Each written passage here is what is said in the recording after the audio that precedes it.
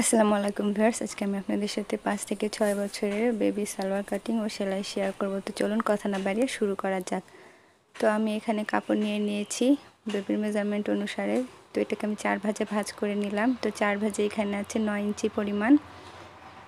তো আপনারা 1.5 গজ কাপড় নিলেই হবে। তো এখানে লম্বায় নিয়েছি আমি 25 ইঞ্চি পরিমাণ।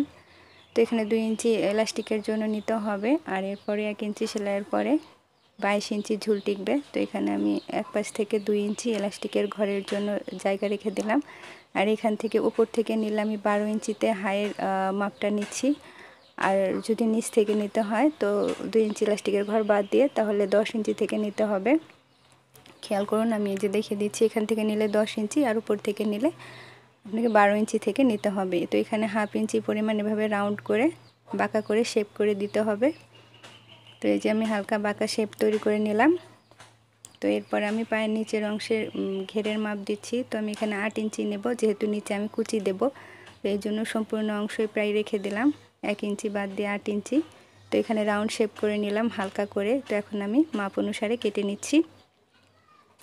তো আপনারা এই নিয়ম দেখে যে কোনো বেবির সালোয়ার তৈরি করতে পারবেন। তো এই যে আমার সালোয়ার কাটিং শেষ। তো এখন আমি সেলাই চলে আসবো। তো এটাকে আমি খুলে নেওয়ার পরে উল্টো পাশ থেকে প্রথমে হাই সেলাই দিয়ে নেব। তো এই যে সাইডে হাই সেলাই দিয়ে নিচ্ছি। তো এখানে অবশ্যই আপনারা ডাবল সেলাই দিয়ে নেবেন।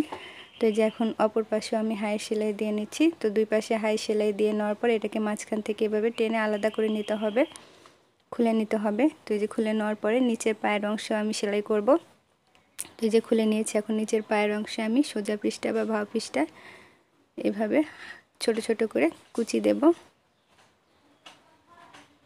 তো আমার ভিডিওটি যদি ভালো লাগে অবশ্যই একটা লাইক দেবেন, আর আমার চ্যানেলটি সাবস্ক্রাইব করে আমার পাশেই থাকবেন।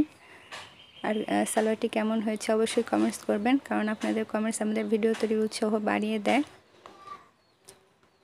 আর যদি বুঝতে না পারেন ব্যাক করে দেখে নেবেন। তো এই যে এখন আমি মাপ দিয়ে দেখে নিচ্ছি। তো প্রায় 9.5 ইঞ্চি বা 10 ইঞ্চি আছে। তো এটা সেলাইয়ের পর 8 ইঞ্চি টিকবে। আমার বেবির পায়ের মাপ হচ্ছে 8 ইঞ্চি ঘের। তো এখন আমি এখানে আরও এক টুকরা 2.5 ইঞ্চি পরিমাণ কাপড় নিয়ে নিয়েছি। তো এটাকে উল্টো পাশ থেকে এভাবে সেলাই করে আটকে নিতে হবে।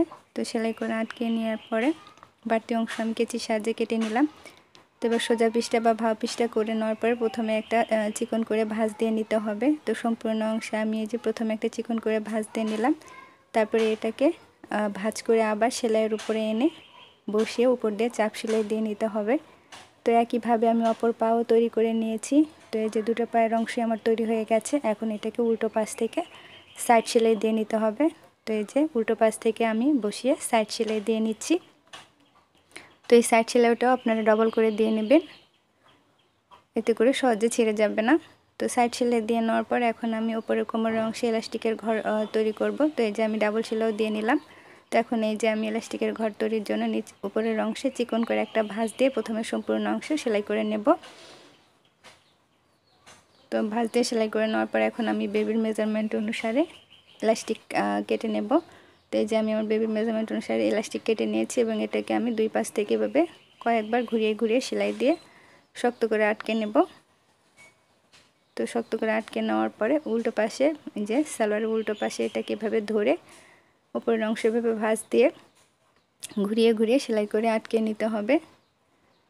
তো খেয়াল করুন আপনারা এভাবে ধীরে ধীরে ঘুরিয়ে, বেশি টানাটানি না করে নর্মালভাবে এভাবে সেলাই করে নিতে হবে। আর এই পাশে যে কুচিগুলো হবে বা যখন ঘুরে কাছাকাছি চলে আসবে তো এখানে টেনে টেনে এগুলোকে সরিয়ে দিতে হবে।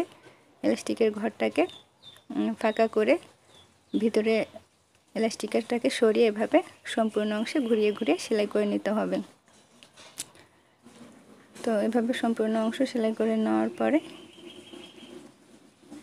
সালোয়ারটি তৈরি হয়ে যাবে। তো যেহেতু এগুলো মোটা সালোয়ার, ভিতরে যাতে উল্টে না যায় এই জন্য আমি এটাতে মাঝখান বরাবর আরেকটা সেলাই দিয়ে নেব। তো তার আগে আমি কুচিগুলোকে সরিয়ে নর্মাল করে নেব। তো নর্মাল করে নেওয়ার পরে সম্পূর্ণ অংশে কুচি সমানভাবে ছড়িয়ে মাঝখান দিয়ে এভাবে একটা সেলাই দিয়ে নেব, যাতে ইলাস্টিকটা না নড়াচড়া করতে পারে। সালোয়ারটি তৈরি হয়ে গেছে। ভিডিওটি ভালো লাগে অবশ্যই একটা লাইক দেবেন, আর আমার চ্যানেলটি সাবস্ক্রাইব করে আমার পাশেই থাকবেন। আজ এখানেই শেষ করছি। আল্লাহ হাফেজ।